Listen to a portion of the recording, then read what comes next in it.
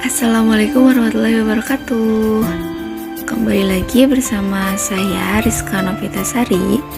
Pada kesempatan kali ini saya akan membahas tentang problematika pendidikan di Indonesia. Ada banyak sekali problematika pendidikan di Indonesia ini.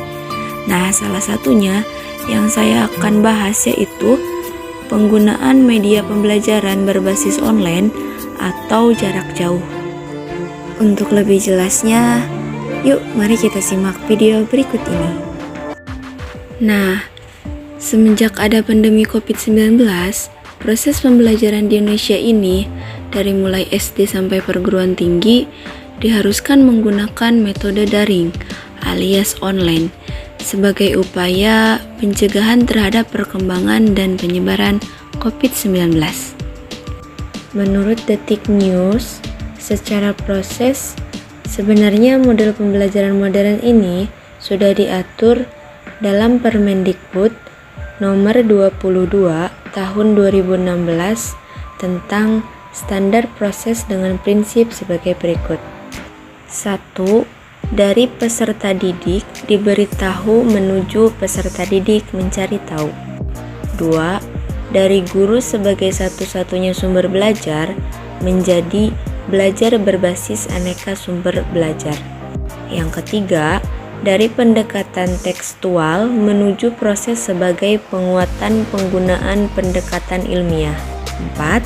Dari pembelajaran berbasis konten menuju pembelajaran berbasis kompetensi. 5. Dari pembelajaran parsial menuju pembelajaran terpadu. 6. Dari pembelajaran yang menekankan jawaban tunggal menuju pembelajaran dengan jawaban yang kebenarannya multidimensi. 7. Dari pembelajaran verbalisme menuju keterampilan aplikatif. 8. Peningkatan dan keseimbangan antara keterampilan fiksikal dan keterampilan mental. 9. Pembelajaran yang mengutamakan pembudayaan dan perdayaan peserta didik sebagai pembelajar sepanjang hayat. 10. Pembelajaran yang menerapkan nilai-nilai dengan memberi keteladanan. Ingarso sung tulodo, membangun kemauan, ing madio mangun karso. Dan mengembangkan kreativitas peserta didik dalam proses pembelajaran. Tutwuri Handayani. 11. Pembelajaran yang berlangsung di rumah, di sekolah, dan di masyarakat. 12. Pembelajaran yang menerapkan prinsip bahwa siapa saja adalah guru, siapa saja adalah peserta didik, dan di mana saja adalah kelas. 13. Pemanfaatan teknologi informasi dan komunikasi untuk meningkatkan efisiensi dan efektivitas pembelajaran. 14. Pengakuan atas perbedaan individual dan latar belakang budaya peserta didik.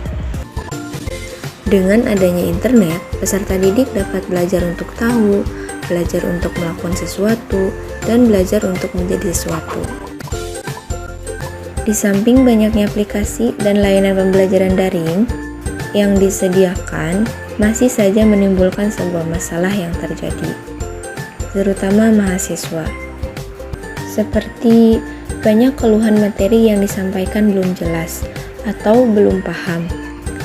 Bahkan banyak mahasiswa yang berada di pedesaan yang jauh dari kota mengalami gangguan jaringan atau sinyal, sehingga proses pembelajaran terganggu.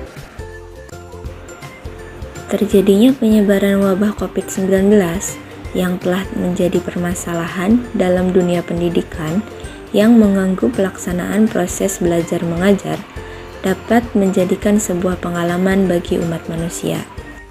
Selain itu, penyebaran COVID-19 ini menjadi sebuah jawaban tantangan era globalisasi di mana teknologi dan komunikasi diperlukan dalam peradaban kehidupan manusia sekarang untuk mempermudah dan menjadi solusi dalam proses pembelajaran dengan daring yang menggunakan media online.